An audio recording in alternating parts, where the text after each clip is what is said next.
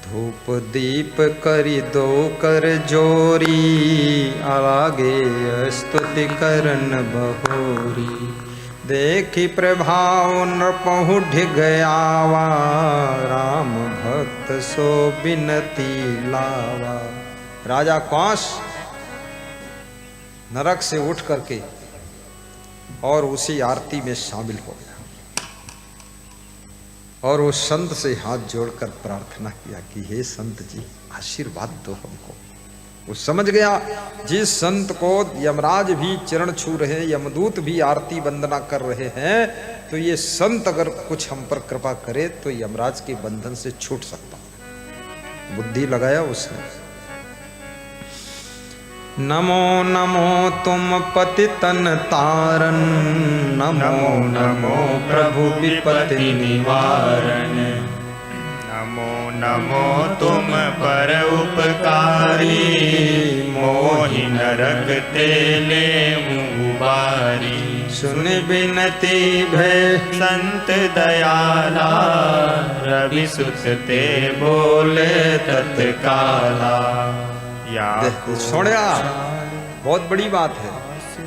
हे संत देवता तुम्हें नमस्कार नमस्कार नमस्कार। मैं आपकी विनती करता हूं बारंबार मेरा नमस्कार स्वीकार करो और मुझे यमराज के फांस से छुड़ा दो, इतनी कृपा करो। सुन बिनती भे संत दयाला, रवि सुत ते बोले तत्काल। रवि सुत, रवि माने सूर्य, सुत माने पुत्र, सूर्य पुत्र यमराज से तत्काल नारद जी ने कहा कि क्या कहा? या को छाड़ फांस ते दीजे, इतना कहा हमारो कीजे। हे यमराज, ये राजा कंस की आत्मा को यम फांस से छोड़ दीजिए, इतना मेरा कहना मानिए। अब यमराज राजा कंस की बात पर अमल करते हैं, ध्यान देते हैं कि मानना पड़ेगा, कोई उपाय नहीं। संतन कहा मानियम लीना, तुरत ही छाणी नरे सही दीना। ऐसे हैं गुरु भक्त कृपाला, सहज निकस नरक नहीं टाला। छोट भोप मृत लो कहीं आवा, मृतक देह निज प्राण समावा। उठत नृपति भे लोग सुखारे, सकल कहे बड़ भाग्य हमारे। सकल बहुत बड़ा ज्ञान दे रही है स्टोरी। ज्यों ही नरक फांस से, यम फांस से राजा कंस की आत्मा छूटती है, यहाँ राजा के दरबार में लाश पड़ी हुई है, सब रो रहे हैं, बिलख रहे हैं। तुरंत वो लाश उठकर बैठ जाती है, आत्मा पुनः प्रवेश करती है, ऐसी कथा कह रही है। और जब उठकर बैठती है लाश, जिंदा हो गए राजा साहब, तो सब सुखी हो जाते, खुश हो जाते, अरे राजा साहब फिर जिंदा हो गए। रानी भी खुश हो जाती है, तालियां बज जाती है, सब ढोल बजने लग जाते हैं, नगाड़े बजने लग जाते, पटाखे फूटने लग जाते हैं कि राजा साहब जो है फिर से जिंदा हो गए। और तब महीप यमलोक की कथा कही सब गाय, जही विधि देखे पितर निज, दीनों संत छुड़ाए। सब पूरी कथा सुनाया यमपुरी की कि ऐसे ऐसे पितरों का हाल देखा हूं और ऐसा ऐसा उनकी दुर्दशा हो रही है, और इस तरह से नारद जी के संत की कृपा से छूट कर आया हूं। अब मैं भक्ति करूंगा, अब मैं देर नहीं लगाऊंगा। यमपुर हम निज नैनन देखा, बिन गुरु भक्ति महा दुख पेखा। यमपुरी को मैंने अपनी आंखों से देख लिया है, बिना गुरु भक्ति के बहुत दुख मिलता है। ताते भक्ति करब अब हम हूँ, जाते नरक न जाई कब हूँ। विप्र बोल शुभ घड़ी सुधाई, के ही दिन शरण रम की जाई। ब्राह्मण को बुलाया पंडित जी को कहा पत्रा में सोचो विचारो बताओ कब मुहूर्त है, गुरु मंत्र लेना है, दूसरा काम बाद को, पहले गुरु बनाना है। ब्राह्मण बहुत समझदार था, समझ गया राजा का मन ज्यादा है, फटाफट मुहूर्त निकाल दो। पता वत्रा पत्रा सत्रा के बारे में हमको तुमको तो मालूम नहीं, जो ब्राह्मण देवता बता दे वही ठीक है। तो ब्राह्मण देवता ने कहा पत्रा खोल तुझ बचन उचारा, प्रातः ही गुरुमुख हो भुआरा।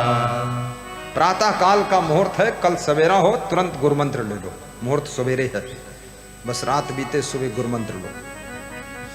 अस सुनि भूप दान बहु दीन्हा, करि सन्मान विदा तब कीन्हा। मुहूर्त जल्दी निकल आया तो राजा कंस ने पंडित जी को बहुत दान दिया और सम्मान के साथ विदा किया, तुम जाओ और कल हम गुरु मंत्र लेंगे। जब ते नभ हरि शरण विचारी, तब ते भय सब पितर सुखारी। राजा कंस ने गुरु मंत्र लेने का मन में विचार किया तो रात में ही उसके पुरखे सब नरक से बाहर निकाल दिए गए। खाली सोचा है गुरु मंत्र लूंगा, पितर लोग सुखी हो गए। वहां बैठे निकरि नरक के पासा, कहीं की सुत होई गुरुदासा। आपस में पितर लोग चर्चा कर रहे हैं कि अब हमारा पुत्र गुरु का भक्त बनेगा, गुरु मंत्र लेगा, अब हम जो है स्वर्ग में पहुंचेंगे, सुख पाएंगे। नरक से बाहर निकलकर किनारे बैठकर हंस रहे हैं। कब हम जाब अमरपुर भाई, यस कही हुल सही हसही ठठाई। और ठट्ठा मार कर हंसते हैं और हुलसते हैं और ताली बजाते हैं कि हमारा बेटा बहुत जल्दी गुरु मंत्र ले और तुरंत हम जो है अमर लोक चला जाएंगे, स्वर्ग लोक का सुख भोगेंगे। बड़ी खुशी हो गई। लेकिन हुआ क्या, देखो फिर घटना घट गई, बाधा आ गई। इसलिए कहते हैं ना, बहुत जल्दी खुशी मत मनाओ, काम हो जाए तब खुशी मनाओ, बहुत जल्दबाजी मत करो। यहाँ पुरोहित कीन विचारा, सब विधि का रोजगार हमारा। राजाओं के यहाँ पुरोहित रहता था। पुरोहित जो उनके घर में रोज पूजा पाठ करता रहता था। तो पुरोहित ने मन में सोचा अब राजा अगर गुरु मंत्र लेगा तो मेरा रोजगार ठप हो जाएगा, क्योंकि गुरु ऐसा ज्ञान दे देगा, आत्म ज्ञान, तो ये तो मेरे चक्कर में पड़ेगा ही नहीं। इतना सब ढोंग ढगोसला आडंबर करता हूं, ये तो सब हट जाएगा, तो मैं क्या करूंगा, मेरा तो धंधा ही खत्म हो जाएगा। तो पुरोहित अपने घर गया और अपनी पत्नी से कहा, पुरोहितिन से, कि राजा कल गुरु मंत्र सुबह लेगा, तब से पुरोहित सुरोहित मानेगा नहीं, क्योंकि गुरु का ज्ञान पाकर के आत्म ज्ञान में रमण करेगा वो। तो रानी ने कहा इसीलिए तुम दुखी हो, उदास हो। ओ पुरोहित की पत्नी ने कहा तुम इसीलिए उदास हो। बोले हाँ, यही उदासी का कारण है। तो ऐसा करो, मैं उपाय बता दूं तो राजा गुरु मंत्र नहीं ले पाएगा, आप जल्दी करो। क्या उपाय है? बोले अरे तुरंत उठाओ पोथी पत्रा और पहुंचो रात में ही जाकर राजा के घर और रानी से मिलो। राजा से मत मिलना, चुपके से जाना अंदर और रानी से कहना कि राजा यदि गुरु मंत्र ले लेगा तो रोज रोज तीर्थ नहाने जाएगा, रोज रोज सधुवनम घूमी और तुम्हारी सेज पर नहीं आएगा। अयु राजा सब राजपाट चौपट कर दी, तो रानी से बता देना गुरु मंत्र मत ले, तो वो रानी जो है उसको कंट्रोल कर लेगी। पति को पत्नी ही कंट्रोल करती है, लेकिन कैसे करेगी? बहुत मुश्किल काम। तो पुरोहित ने पूछा अपनी पत्नी से, तो क्या करना पड़ेगा रानी को? बोले बता देना 16 श्रृंगार करे, उसके बाद राजा को खुश करे, और राजा जब खुश होगा तो उससे वरदान मांग ले कि एक वचन दीजिए। तो जब वचन दे तब यही वचन में मांग ले कि गुरु मंत्र नहीं लेना है, बस ऐसा कर दो। अब ये पुरोहित ने देखो जाल बिछा दिया, सब काम बन गया, सेटिंग हो गई, अब काम बिगड़ने वाला है। जब राजा गुरु का भक्त होई, ज्यों तिस मंत्र न मानी कोई।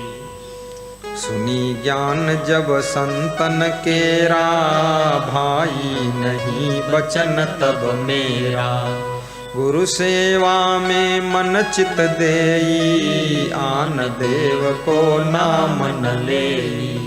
ताते सोयब करो पाई, जाते होय न वैष्णव राई। हे पति देव, जल्दी जाकर उपाय करो, ताकि राजा गुरुभक्त होने न पाए, मंत्र न लेने पाए। रानी ते यस कहो बुझाई, सैया निकट राउ नहीं आई। सुनि दुजलई पंचांग सिधाए, तिसरे पर भूप ग्रह आई। पत्रा खोल कही दुज बाता, फेरो विधि तुम्हारे अहिवाता। सब विधि बना रही तो काजा, पई अब चाहत हो न अकाजा। रानी ने कहा मेरा क्या काज होने वाला है, तो समझाया कि तुम्हारा पति कल सवेरे गुरु मंत्र लेगा, उसकी बुद्धि में ज्ञान हो जाएगा, तो तुम्हारे शैया के निकट नहीं आएगा, बार बार तीर्थ स्नान करने जाएगा, ये राजपाट चौपट हो जाएगा, इसलिए बाधा डालो। तुम्हारे निकट न आई कबही, चली होई तीर्थ जब तबही। बार बार तीर्थ जाएगा ये। भक्ति ज्ञान में मन चितिलाई, घर को काम सकल बिसराई। ताते करहो यतन तुम सोई, जाते भूप न भक्ति करई। ऐसा करो रानी, जिससे आपका पति राजा क्वांस भक्त न हो पाए, उपाय करो। तो रानी ने कहा हमको कोई उपाय दिखता नहीं है, तुम ही बता दो उपाय पंडित जी, पुरोहित जी। कौनो यत्न की जैसो गावहु, रूप मोहिनी केर बनावहु। कौन उपाय है बता दो पुरोहित जी। तो पुरोहित ने कहा मोहिनी रूप धारण करो, मोहिनी रूप बनाइए। करि कटाक्ष मोह्यो नृपयाजू, काम विवश लख कीन्ह्यो काजू। विप्रहि विदा द्रव्य दई दीन्हा, अपना रूप रचन मन दीन्हा। पुरोहित को दक्षिणा देकर विदा कर दिया, मोहिनी रूप बनाना शुरू कर दिया। धीरे धीरे रात में जब राजा आया, तो राजा को मोहिनी रूप दिखाकर मोहित किया। तो राजा ने कहा मोहिनी रूप बनाया है लेकिन खुश नहीं हो। बोले खुश क्या हूं, भगवान के यहां से आए हो, यमलोक से आए हो, तो हमको तो कुछ दिया नहीं तुमने, जब कुछ दो तब तो खुश होंगे। बोले क्या चाहिए। बोले मैं एक वचन मांगूंगी, दे दोगे। बोले दे देंगे। त्रिवाचा करवाया कि देंगे। सुनि बोली पतिया बर दीजे, जहां राज तहां भक्ति न कीजे। हे पति जी, यही वरदान दो, जहां राजपाट है वहां भक्ति मत करिए। भक्ति की हे बड़ होते अकाजा, जा ताते मही बर जत हूँ राजा। दान पुण्य भल करहु भुआला, जाकर फल पई हो तत्काला। दान पुण्य खूब करो आप, मैं नहीं रोकूंगा, लेकिन गुरुमंत्र ना लो, भक्ति मत करो। राजा के माथा टनक गया कि अरे राम राम, सब पितरों की दुर्दशा नरक में देख कर आया हूं, मुश्किल से छूट पाया हूं, और इसने फिर यहां बंटा ढार कर दिया।